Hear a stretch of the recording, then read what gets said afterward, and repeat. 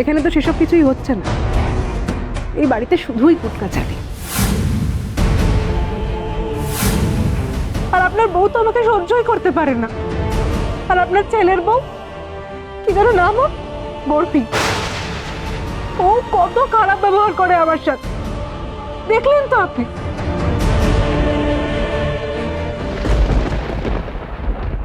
নিজের বাড়ি মনে করে যে কিছু খেতে চাইবো, সেটাও তো হবে না স্যার। স্যার, শুনেছি আপনার স্ত্রী রান্নায় পটিয়সী। তাও যখন তিনি আমাকে সময় মতো খাবার দিতে পারলেন না, তখনই তো বোঝা গেল যে পুরো বিষয়টা ইচ্ছে করে। আমি কতবার বলেছি আমি গরম খাবার খেতে পারি না, তাও আমাকে গরম খাবার সার্ভ করা হলো ইচ্ছে করে, যাতে আমি খাবারটা খেতে না পারি, যাতে আমার জিভ পুড়ে যায়। আমি সবটা সহ্য করে নেবো স্যার, যদি আপনি আমায় দুবেলা পড়ান, আমাকে গাইড করেন। ও স্যার, গাইড করবেন তো আমায়?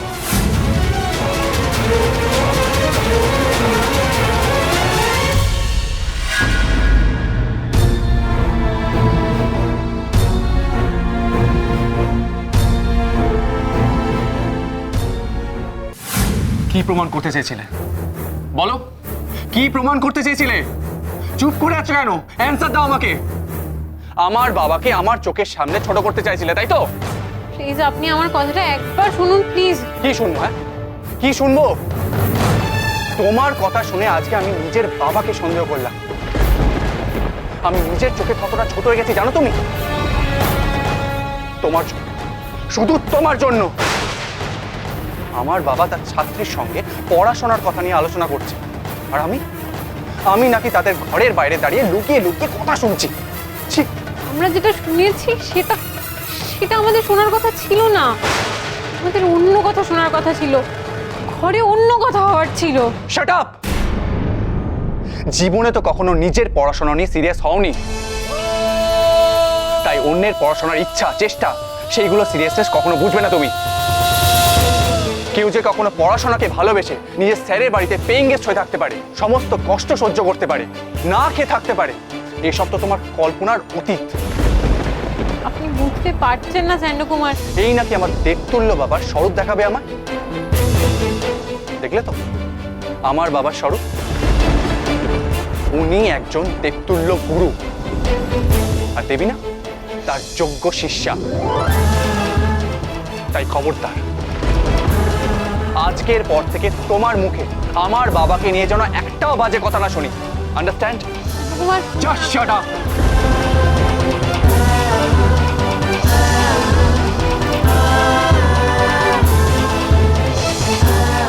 এটা কি হলো?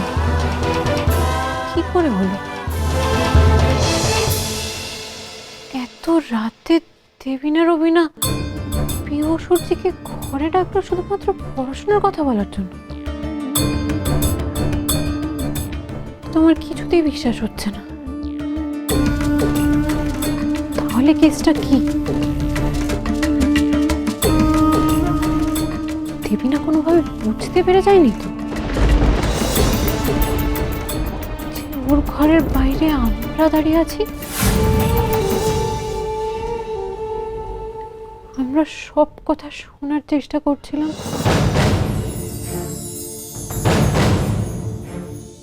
তো কি করে বুঝবে? ঘরের দরজা তো ভিতর থেকে বন্ধ। তাহলে ও কিসের জন্য হঠাৎ ফুল বদলে ফেললো? কেন? এসব কি দেবি না? ভুল বদল মানে? তোমার ছেলে যাতে কিছু টের না পায়, যাতে তোমার চরিত্রের আসল রূপটাও জানতে না পারে, তার জন্য ভুল বদলেছিলাম। মানে কি বলছো কি তুমি? তুমি খেয়াল করনি, কিন্তু আমি করেছিলাম। কি? এই ঘরের বন্ধ দরজার বাইরে তোমার ছেলে আর ছেলের বউ বর্ষি খাপটি মেরে দাঁড়িয়েছিল। মাই গড, কি বলছো তুমি? Yes. এই দেবিনার মাথার পেছনেও দুটো চোখ আছে। বরফি তোমার ছেলেকে এখানে নিয়ে এসেছিল তোমার আসল রূপটা দেখানোর জন্য। আগে বলো আমাকে এখানে ডাকলে কেন? তোমায়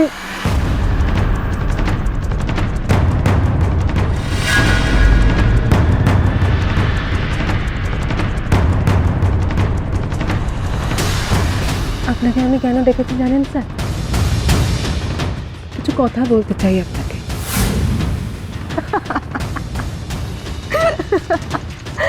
কিন্তু তোমার দেবী না সেটা হতে দেয়নি। মাই গড, এসব কি বলছো তুমি? মানে তুমি ঠিক দেখেছিলে তো? আরে আমি ঠিকই দেখেছিলাম। এই ঘরের বন্ধ দরজার বাইরে তোমার ছেলে আর ছেলের বউ বরফি।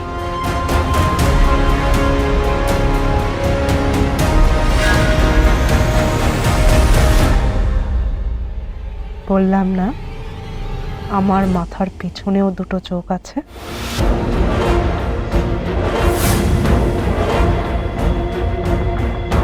আরে টেনশন করছো কেন? তোমায় বাঁচিয়ে দিলাম তো।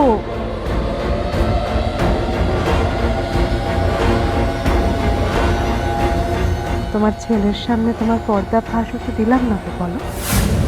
কেন এরকম করছো তুমি দেবিনা? কেন?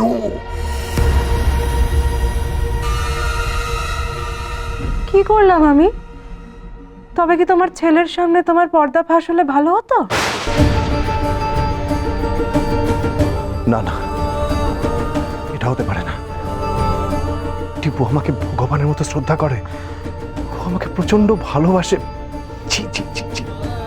না, আমি আমি টিপুর চোখে একদম ছোট হতে পারবো না। ঠিক আছে ঠিক আছে, কিচ্ছু হয়নি। না না না, কিচ্ছু হয়নি। আমি টিপুকে কিচ্ছু জানতে দেব না, আই প্রমিস। কিন্তু তার বদলে তোমাকেও আমাকে একটা প্রমিস করতে হবে। আমি তোমাকে যা বলবো, যখন বলবো, যেটা বলবো, সেটা তোমাকে চুপচাপ লক্ষ্মী ছেলের মতো শুনতে হবে। আমি হব তোমার রিং মাস্টার। তোমাকে আমি যেমন করে নাচাবো তুমি ঠিক তেমন করেই নাচবে। কি বলো তো, আমার কথা না শুনে না তোমার আর কোনো উপায় নেই। তুমি আমার কথা শুনে চললেই এই বাড়িতে শান্তি বজায় থাকবে। তোমার আদরের ছেলের চোখে তোমার সম্মান বজায় থাকবে। তুমি ভগবান হয়ে থাকবে। আর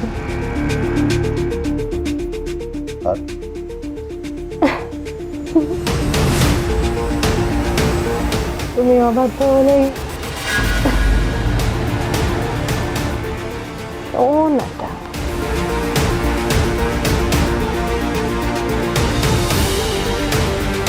হে ভগবান, এই দেবিনার অভিনয় তো সাংঘাতিক মেয়ে।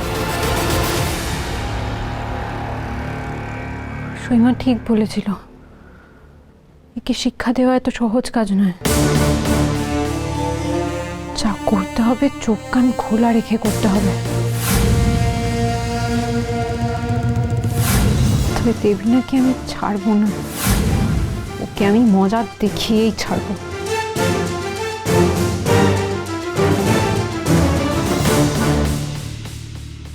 কি গো, কি ভাব? Don't touch me. তোমার শরীরের জন্য আমার চিন্তা হয়। বাড়িতে যদি গেস্টের সমাদর করতে না জানো, না পারো, আমার ভাবনা চিন্তার তোমার কোনো দরকার নেই। দেবিনা ভালো থাকলে আমিও ভালো থাকবো। আমি খাবো, স্যারও খাবে, কিন্তু একটা শর্ত আছে। কি শর্ত? সারা রাতের জন্য আমার একজন অ্যাটেন্ডেন্ট দরকার। কি যেন আপনাদের বাড়ির কাজের মেয়েটার নাম? কাজল। হ্যাঁ, ও যখন নেই তখন ওর প্রক্সিটা তো আপনাকেই দিতে হবে। আমি তবে সহচরী।